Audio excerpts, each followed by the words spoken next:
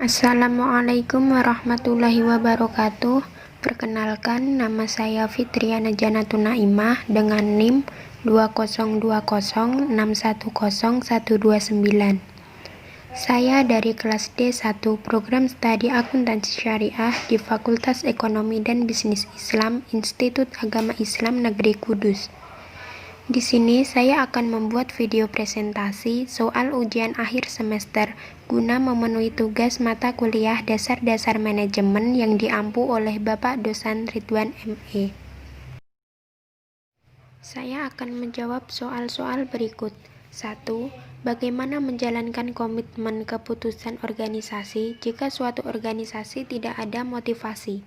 2. Kapan pengembangan dan perubahan organisasi dilakukan, dan apa saja yang bisa dirubah dan dikembangkan? 3. Jika dirimu terpilih menjadi seorang ketua, tetapi tidak engkau harapkan, apa yang dirimu lakukan dan apa alasannya? 4. Kenapa pengawasan diperlukan? Dengan metode pengawasan apa? Dan yang bagaimana yang efektif dan berkualitas? 5. Sebutkan metode mengatasi konflik dalam organisasi. Oke, langsung saja kita masuk ke intinya. 1. Bagaimana menjalankan komitmen keputusan organisasi jika suatu organisasi tidak ada motivasi? Menurut saya, jika tidak ada motivasi, maka yang harus kita lakukan yaitu kuatkan tekad untuk mencapai tujuan bersama, karena setiap organisasi pasti memiliki tujuan bersama. Tekad kuat adalah salah satu sifat yang paling penting untuk meraih kesuksesan dalam berorganisasi. Ada beberapa tips untuk tetap fokus dalam menguatkan tekad, yaitu 1. Kontrol sesuatu yang bisa mengganggu pikiran dan tujuan awal. 2. Tetap tenang dalam segala kondisi apapun. 3. Pikirkan mantap tentang tujuan awal. 4. Membuat keputusan. 2. Kapan pengembangan dan perubahan organisasi dilakukan, dan apa saja yang bisa dirubah dan dikembangkan? Jawabannya, perubahan organisasi juga merupakan upaya masyarakat dalam organisasi tersebut bekerja sama dalam mencapai suatu tujuan yang sama dengan melakukan perubahan-perubahan organisasi dalam berbagai aspek atau melakukan berbagai penyesuaian dengan perkembangan zaman yang terus berkembang agar tujuannya dapat tercapai dan dapat bertahan dalam perubahan besar dunia. Pengembangan dan perubahan dilakukan pada saat perubahan dan perkembangan tersebut memiliki sasaran yang jelas dan didasarkan pada suatu diagnosis yang tepat mengenai permasalahan yang dihadapi organisasi.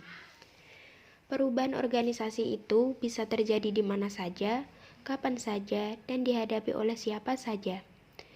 Yang dapat dirubah dan dikembangkan organisasi, yaitu struktur organisasi, sistem organisasi, perilaku anggota organisasi, kebijakan sumber daya manusia dalam organisasi, dan budaya organisasi.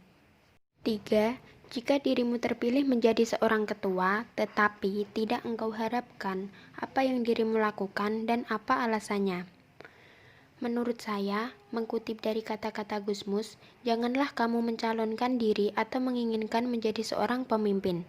Tetapi, jika kepemimpinan memerlukanmu, siaplah, karena kita tidak tahu apa yang terjadi selanjutnya. Jadi, jika saya dipilih menjadi seorang ketua, saya tetap siap. Karena jika saya dipilih menjadi seorang pemimpin, berarti saya dianggap lebih bisa dan lebih mampu untuk menjadi seorang pemimpin. Jika saya menjadi pemimpin, saya akan melakukan berbagai hal, di antaranya 1. Menjadi pemaham yang baik, karena mengetahui dan memahami kondisi yang terjadi dengan baik itu merupakan konsep agar mengetahui kelebihan dan kekurangan suatu organisasi. 2. Berkomunikasi dengan baik, karena dapat meminimalisir kesalahpahaman atau berbeda pandangan. 3. Bertanggung jawab, karena sikap tanggung jawab dan rasa komitmen yang tinggi akan melancarkan tujuan organisasi. 4. Memprioritaskan waktu, karena waktu adalah uang dan waktu sangat penting untuk menjaga kesuksesan dan kelancaran suatu organisasi. 5. Merencanakan, membuat, melaksanakan, dan beradaptasi untuk membuat keputusan, untuk menciptakan rasa nyaman bagi anggota dalam proses kerja mereka. 4. Kenapa pengawasan diperlukan? Dengan metode pengawasan yang bagaimana, yang efektif dan berkualitas? Jawabannya, pengawasan sangat penting untuk sebuah perusahaan, sebuah organisasi, maupun sebuah kegiatan. Karena jika pengawasan tidak dilakukan, maka manajemen tidak berjalan dengan baik, anggota maupun karyawan bekerja dengan sesuka hatinya, jadi plan yang direncanakan, pengarahan yang diberikan, dan pekerjaan yang dilakukan tidak bisa sesuai yang diharapkan.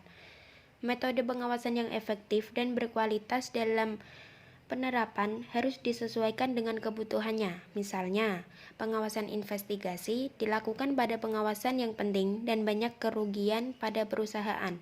Contohnya, pada tindakan korupsi, lapping, atau kode etik yang bisa merusak nama perusahaan dan melanggar hukum. Jadi, investigasi digunakan untuk pengawasan krusial. Setiap perusahaan atau organisasi menerapkan pengawasan dari tingkat ringan dan berat. Misal ringan yaitu kedisiplinan, absensi, kerapian, kinerja, dan lain-lain. 5. Sebutkan metode mengatasi konflik dalam organisasi. Menurut saya, cara mengatasi konflik dalam suatu organisasi yaitu dengan memanfaatkan manajemen konflik.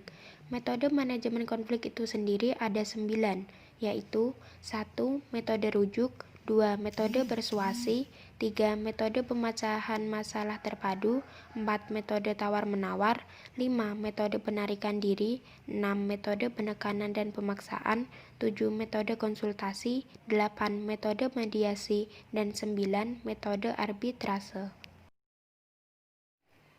Demikian yang bisa saya sampaikan. Mohon maaf apabila ada kesalahan dan kekurangan penyampaian jawaban dari saya. Akhiru qaulih lillahi taufik wal hidayah. Wassalamualaikum warahmatullahi wabarakatuh.